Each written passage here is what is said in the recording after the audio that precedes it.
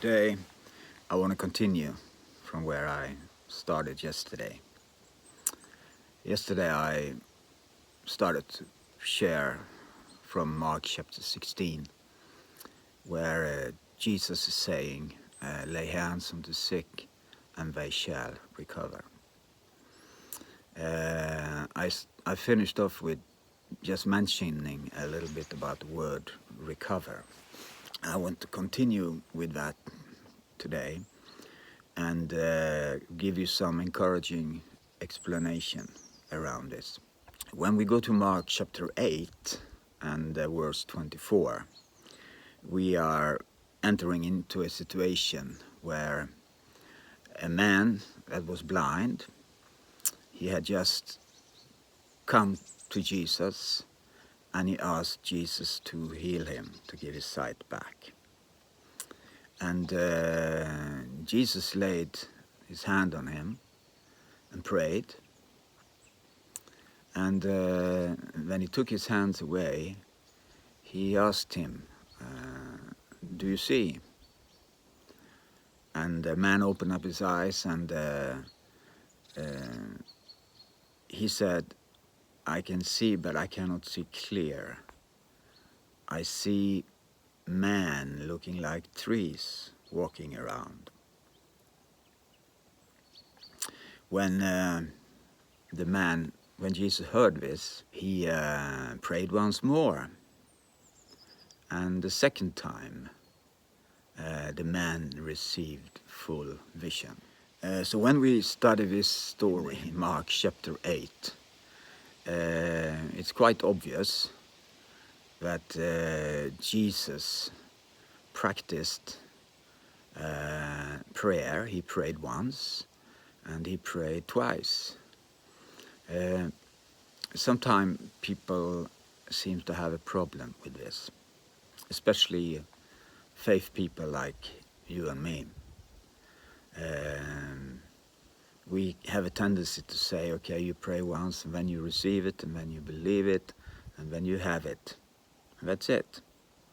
And then, unfortunately, we leave many people in a very disappointing situation because they didn't receive instant healing. And then, instead of asking the person to pray again or coming in next time to a prayer line, these people walk away and they blame themselves for not having enough faith or not doing the right thing, not confessing the word the right way, and so on. So now I don't want to go into that discussion today, but I just want to emphasize this truth that Jesus prayed once more. And the word recover means you recover. It means something starts and then gradually it becomes better. Now that word can also mean instant healing, but it also means that you gradually get better. So as long as faith is involved, everything is possible. You see, the only thing that pleases the Father, the only thing that make him attend to your prayer meeting, to your prayer, in your prayer answer, is you coming by faith. Now, the Bible states very clearly in Hebrews chapter 11, verse 6, that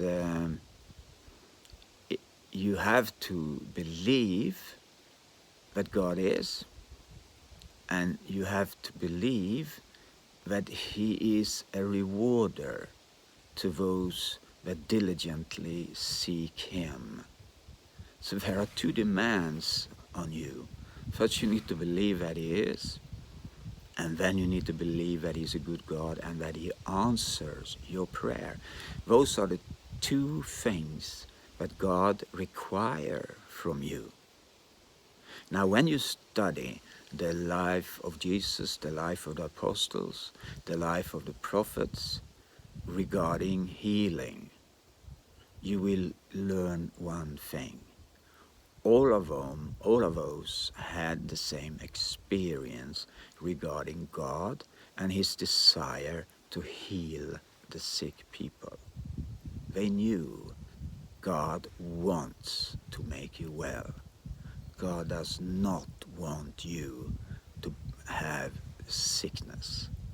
That's why it states in Isaiah 53, God took it so far so that he allowed his own son to carry all your sickness and diseases on the cross and got crucified with them, so that by his stripes you have been healed. We go back to this situation. The blind man came to Jesus. He had his first touch, and at the first touch, something happened.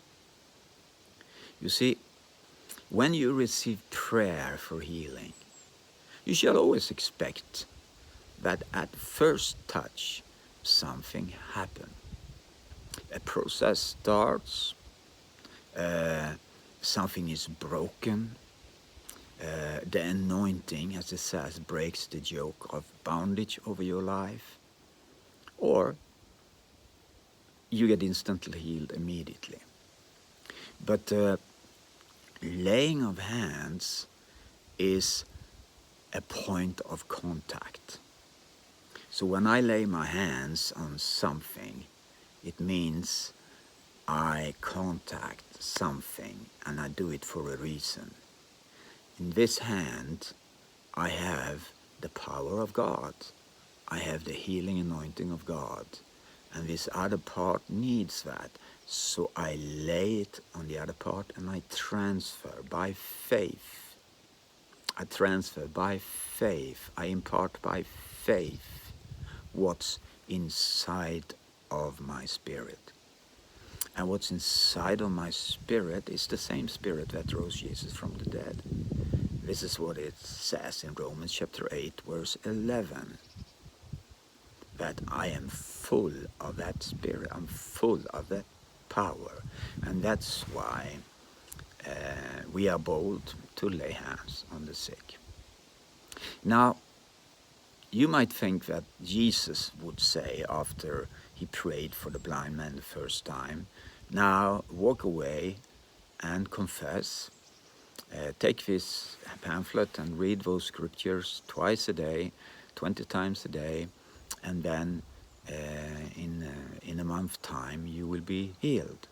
Now, sometimes it works like that. The Holy Spirit gives you instructions like that. I don't despise that, because healing is in the Word. The Word and the Spirit is the same.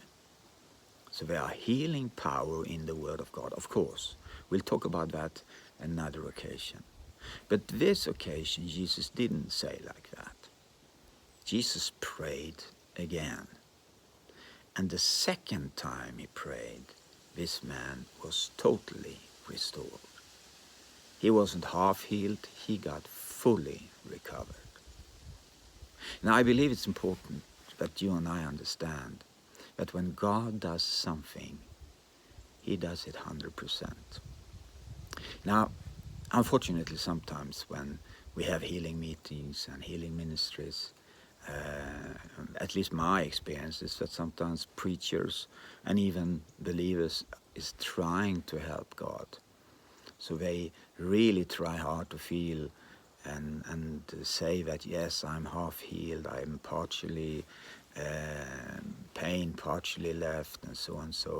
And then they come forward to give a testimony. But many times, unfortunately, those testimonies are not giving glory to God, because next time there's a prayer line, the same people come forward and they ask prayer for the same issue. I think we should wait giving our testimony until we know that this is really what God has done. We can even go to the doctor and get it verified, because sometimes when we do give our testimonies too fast, actually it has it's a counterproductive reaction. It gives dishonor to the Father. I believe we are supposed to give testimonies, of course, but we must testify the truth. This story reminds me of an experience I had quite a few years ago. It was in the beginning of our stay in UK, so it must have been 14 years ago. I had just started to do ministry in a city called Guildford, that was nearby the town where we were residing. And I rented a ballroom in a very beautiful hotel in the center of the city, and I had monthly meetings there for more than 2 years. And in those meetings we saw a good number of people receiving Jesus, and we also saw a good number of people being healed. And I remember especially one man that came to one of our meetings. His name was John. And John and his wife, and I think there was a few other guys from their family, one day they came forward when I gave invitation to receive Christ. And I think there were like 4 people from their family receiving Jesus. And all of them were very thankful and happy. And it was a quite dramatic experience they had with Jesus. It was beautiful. And then John came to me directly after he prayed the prayer of salvation, and he asked, "Is it okay if you pray for my health?" And of course I said, "What is your problem?" And he said he had lung cancer, and the doctor had only given him a short time to live because the cancer had spread all over his lungs. So they couldn't do a surgery or anything like that. So I said, "Okay, I pray for you that God will cure you." So I laid hands on him and I prayed in the name of Jesus, "Be healed." And I remember I told him, I said, "You know, now I laid a hand on you, just like it says in Mark chapter 16. And the Bible says that when I lay hands, you will recover. Now I encourage you to ask the doctor to examine your lungs and to see whether a change had happened." 1 month later, in our next meeting, John came back and he was very excited. And before I started to preach, he came and he said he wanted to give a testimony. And I said, "What happened?" He said, "I went to the doctor and the doctor said that 25% of the cancer was gone." I said, "Fantastic. Don't give a testimony yet.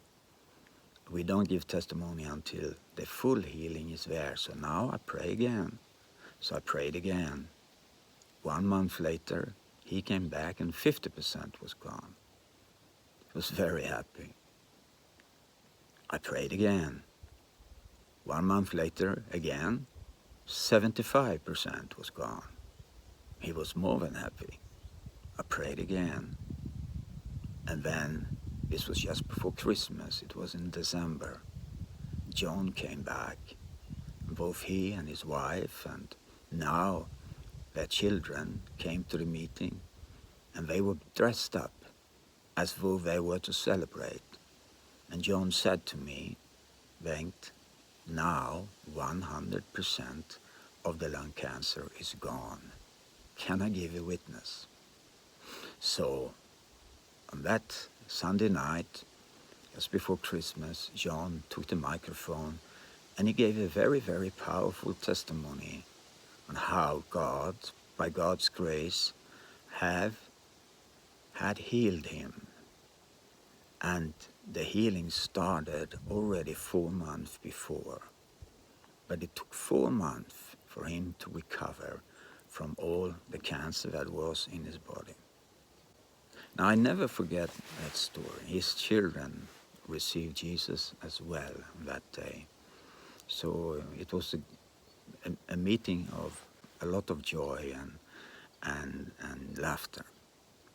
So I wanted to finish with this story, and I want to encourage you that are now listening to this. I know that some of you that listen, you are in a long-term ill condition, and you have had people praying for you, and maybe you start in disbelief. Will God really heal me? Does it really belong to me? Will something happen?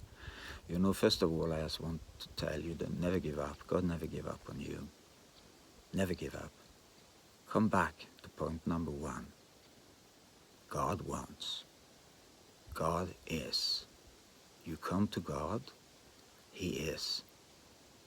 And when you come to God, He wants. You believe and you receive. Whenever you receive, something happens. Sometimes immediately, sometimes gradually. God bless you. Amen.